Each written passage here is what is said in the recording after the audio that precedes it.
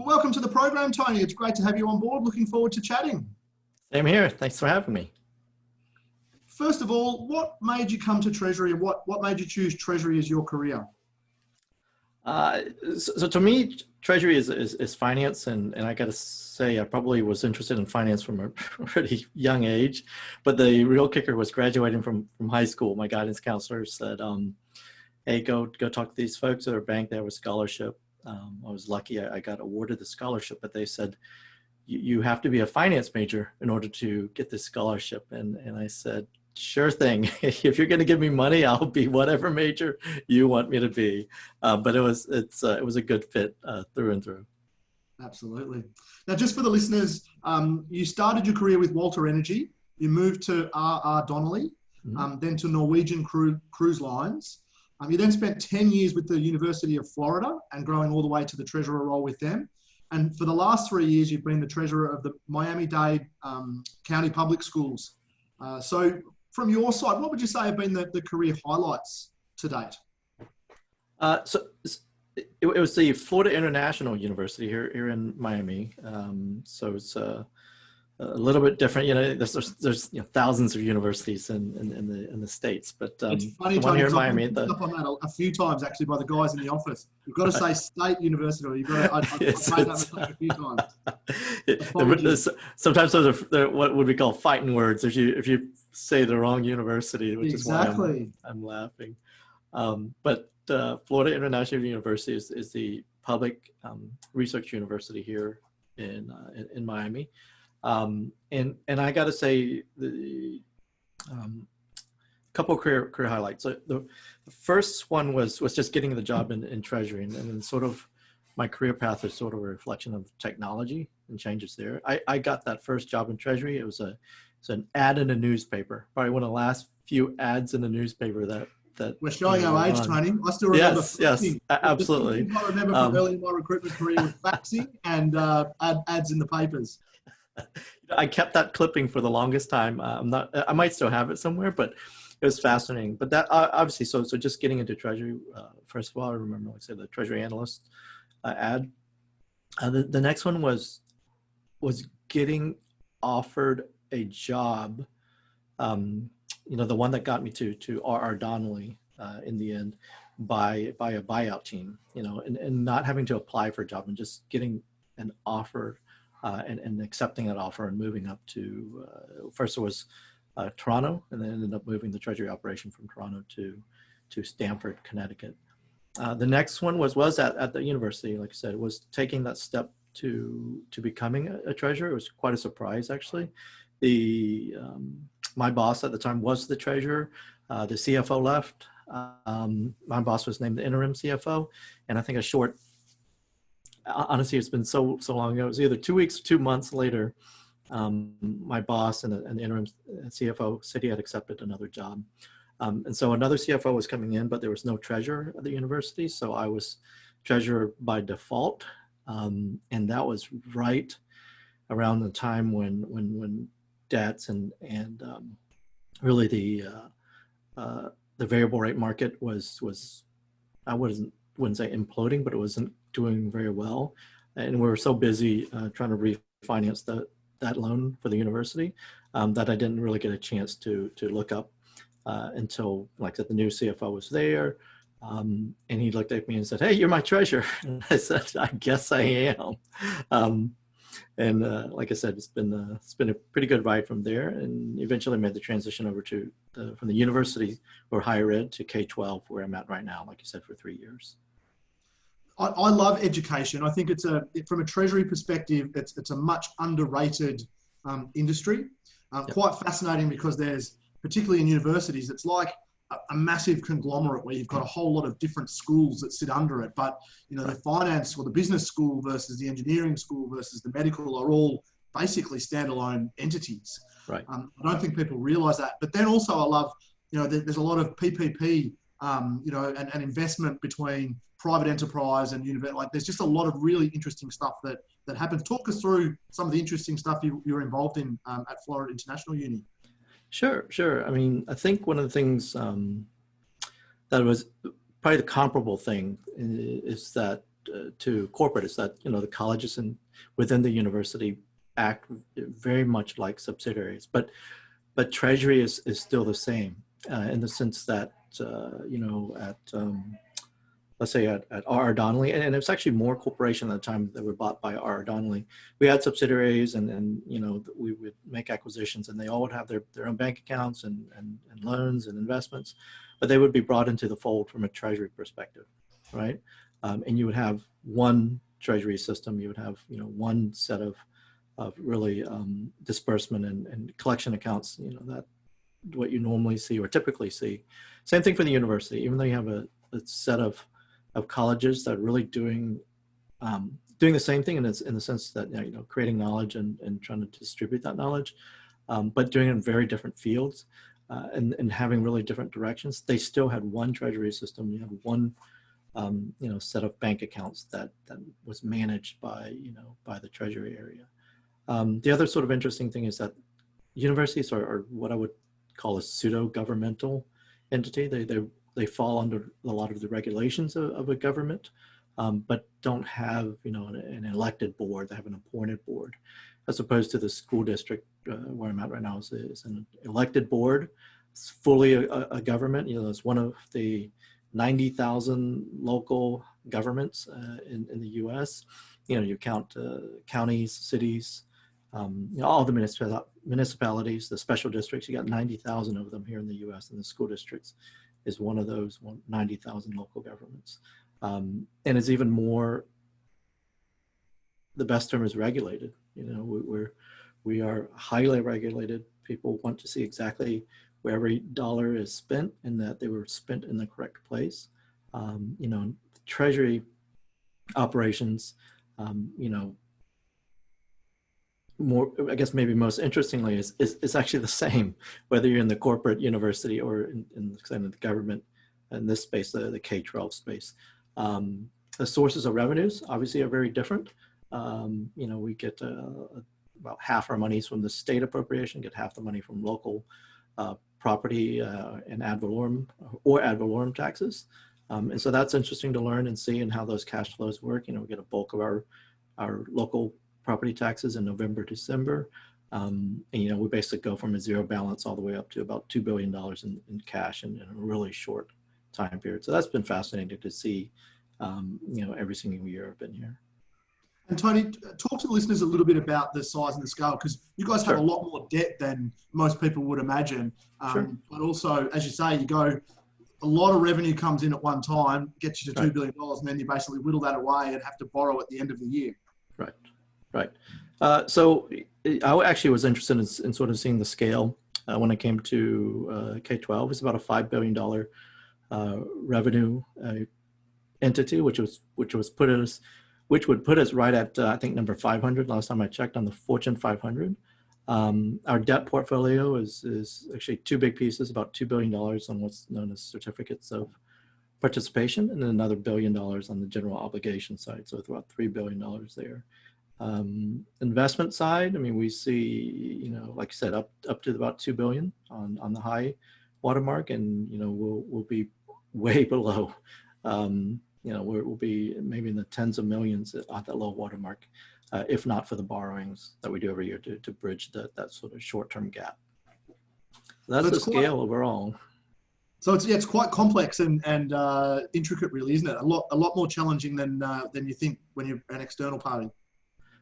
Absolutely. I think, I tell people this a lot. The size is its own complexity. You can have a pretty straightforward or vanilla investment program, but the size itself will just create this complexity. You have dozens of debt payments spread across, obviously, the entire year, with the school district.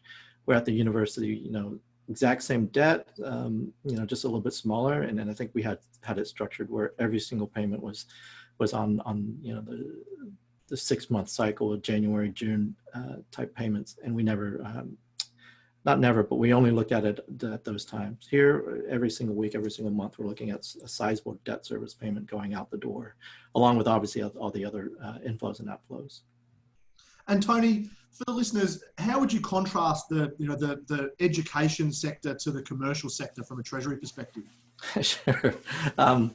Maybe not a popular view, but it's just, I think I mentioned it before, it's just very highly regulated. You know, we issue all of our debt right now is tax exempt debt, and that tax exempt debt, you know, is a little bit cheaper than taxable, but it comes with a lot of strings attached. You know, one of those strings, for example, we borrow, you know, today, all those dollars need to be expended within 3 years. So we have to issue a special report or opinion saying why we didn't spend those dollars, and then really send those dollars back. You know, that's just one particular rule. All the tax exempt debt rules are there to protect the taxpayer, and they've been there for a long time, and they're not going to be changing anytime soon. We hear about on the corporate side some regulatory relief. That's not coming to the government side anytime soon, as far as I know. That's really one big contrast. The other one is on the accounting side, but it impacts Treasury in some ways, is the fund accounting issue. So you have, you know, it's called the general fund.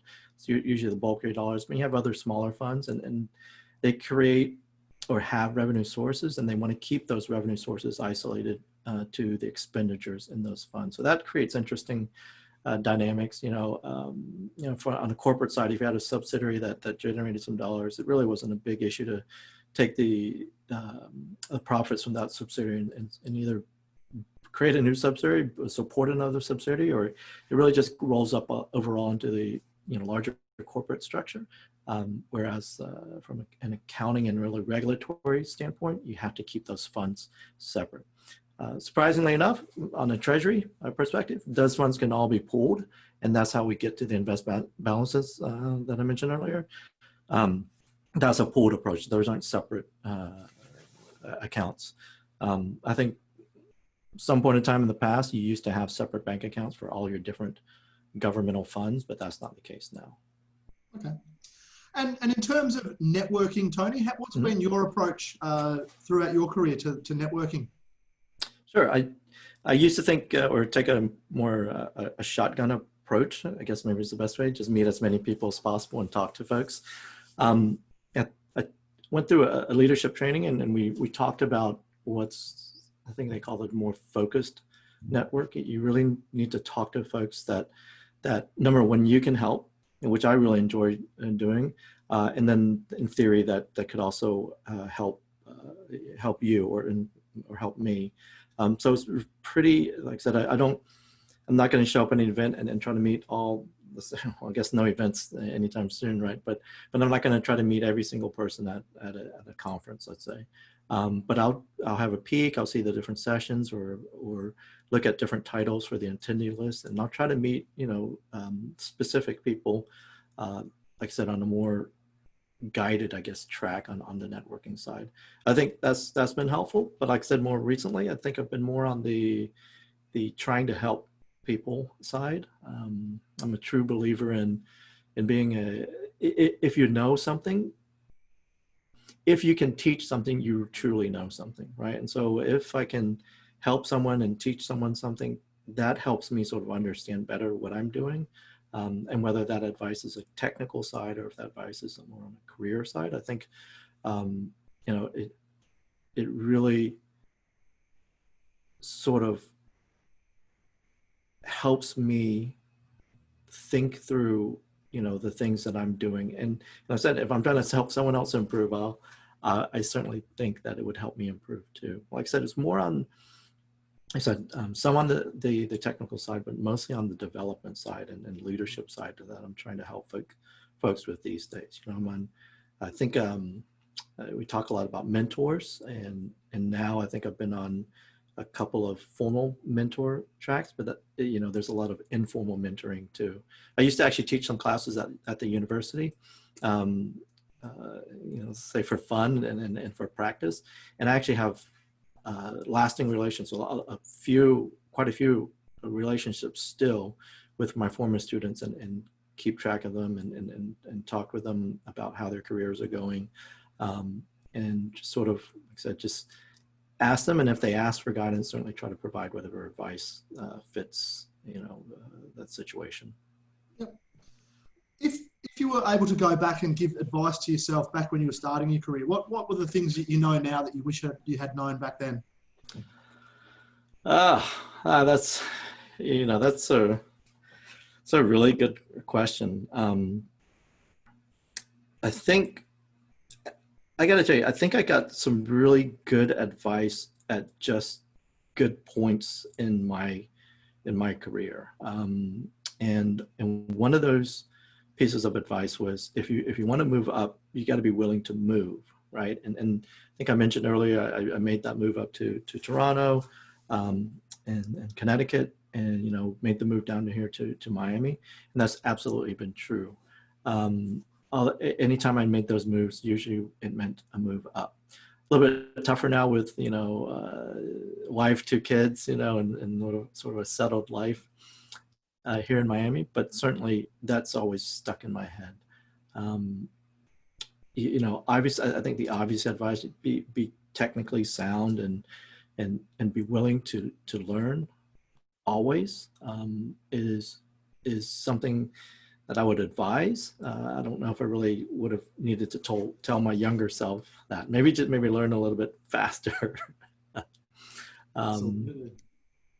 It's that continuous learning thing is actually, I'm trying to remember when I thought or came across that as something that was important. And I don't think it was younger in my career. So, I mentioned, getting that job from a newspaper ad. And I really believe, I don't know when you want to start, but let's say the 50s, 60s, 70s, 80s, 90s, there's actually very little change in the way we worked and the way we sort of interacted with each other. The 90s started seeing, the internet and sort of a lot of technology. The 2000s, it just started exploding. And then now the difference between just even 2015 to 2020 is probably a bigger difference than there was between 1980 and 2000, to tell you the truth. Yeah. And so that constant learning is just sort of you have to be a part of that. I read an interesting article the other day about, I think it was experiential learning, which is really, really great for kids, and it's sort of a catchphrase that you hear a lot in education these days. But really what we all need to be learning, and this article was talking about, was experimental learning, both as individuals and organizations. You have to start just trying different things, and like I said, you can call it A/B testing, call it all these different things. But if you're not really doing now experimental learning, you're going to be behind the 8 ball pretty quickly. The pace of changes, whether it's technological, social, whatever you want to call it. I mean, technology is society now, right? Is just going to quicken, and experiential learning isn't going to keep you up to speed. What you learn today is going to be very different than what you need to know tomorrow. Absolutely. Mm-hmm. I mean, that ties in really closely with all of that tech advancement. How do you see the treasurer role changing in the coming years? I think it's just a sort of a natural evolution. My belief now is that everyone, and actually it's always been my belief, especially once I got into Treasury, you should be getting rid of all your repetitive and sort of easily automated work. Making this entry from hand by hand, or that entry by hand, transferring numbers from paper to an Excel, or even from Excel to whatever other system. All that work can be automated. Whether I learned how to do it as a macro. Folks are talking about RPA now, so it can go across system as opposed to within one system. That needs to happen as quickly and as efficiently as possible within the departments and areas that you're working at. But I used to call it getting rid of my job, and it's not. It's just getting rid of work that really adds very low value to your job, and then replacing it with work that actually adds value to the job. And so it started internally, but now I ask, across departments now, is what we're doing, is this process or that report adding any value to your job or to your role? And if it's not. Let's examine it and let's go back and either redesign it or get rid of it, right? Everyone knows this about me. But if I ask, why do you do this? And the answer is, that's the way it's always been done. That is just the worst answer you can possibly give me. My staff knows this, the departments that we work with now are slowly but surely learning this. If that really is the answer, that's not going to be good enough. It might be fine for now. It might be fine for another 6 months. It might be fine for another, say, 2 years even, right? But it won't be fine forever. And so you need to start examining and looking at things that add very little value to what you do. Try to automate them, try to outsource them if you can, I guess, and move forward from there so that you can start doing more high value work. And the more, it's just like anything, the more practice you get doing that, the better you're going to get at it. And it's not just me, it's my entire team. 3 years I've been with the school district. I don't think I would recognize the department I came into versus the department now. Same folks, but they've done a phenomenal job of cleaning up and trying to get us to really a really good spot. I get a lot of questions, actually these days with COVID-19 and the adjustment to work from home. It wasn't a problem at all. My department was ready to go because they were already going in that path, trying to figure out, hey, we can automate this, we can do this remotely, we can do that, through a cloud service as opposed to, an on-prem solution. And it absolutely helped in our transition. It was still tough, and it should have been, it was okay to be, tough for everyone. That was sort of the norm, making the transition to work from home, which is good to know. A lot of folks thought, oh, it'd be great, be working from home, but it's actually really, really tough. And it was okay to be stressed out and tired, and at least for those first, let's say 2 weeks to a month, but we made the transition. But from a technical and sort of a sort of ability standpoint, we were more than ready because of, like I said, the philosophy I bring. You need to be continuously improving. You need to be looking at things that you don't need to be doing anymore and trying to get rid of them or automate them as quickly as possible. So technology for sure is going to play into, but I think it's, like I said, it's more of a people question, right? You can have the best technology in the world, but the people can't work the technology or can't ask the right questions. What's that? I said, and it makes your job more enjoyable as well, doesn't it? Oh, absolutely. I'm pretty sure I would have been diagnosed with ADD or ADHD when I was a kid, but they didn't have those diagnoses back then. But absolutely, it does make the job more enjoyable, like you said. More. Tony, you just mentioned people. Sure. What do you look for when you're hiring into your team for your direct reports? So it depends on the level, but I think probably the common thing is I want someone who or I'll look for someone who's just willing to take ownership, and that's actually a really tough thing to find sometimes. They can be treasury, they can be finance, they can be an art history major for all I care, but as long as they can take ownership of what they do, right? So that I can be a hands-off manager and a leader. If it's okay to, obviously it's okay to ask questions, and folks say all the time, there's no such thing as a bad question, but there are such things as lazy questions, right? And that usually comes from not taking ownership of whatever it is that I might ask, or that you might take charge of. How do you measure that? How do you look at that? You hopefully during the interview process, you get a chance to really ask them, about, let's say, this project or this job or this role, and see what they've done to improve either that role or that entire job.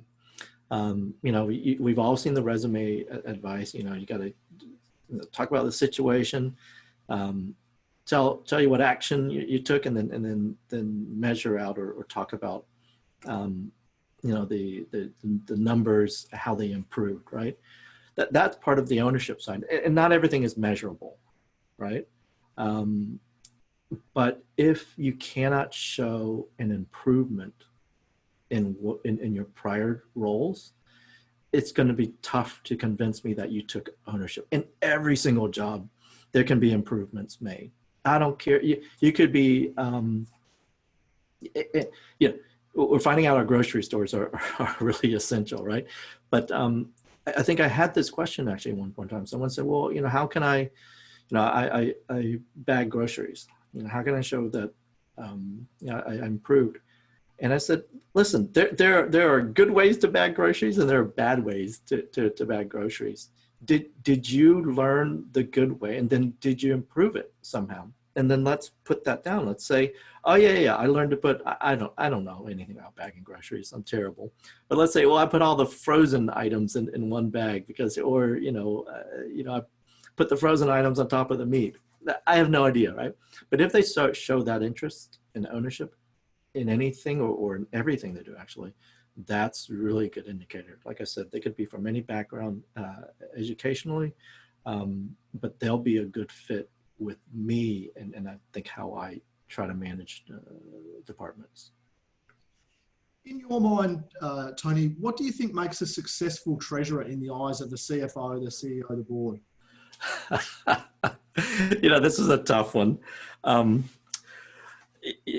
makes a good treasurer also makes us a bad candidate for advancement. So no news is good news, right? So you look at the things that treasurers are in charge of: liquidity, cash and liquidity, let's call it, investments and debt.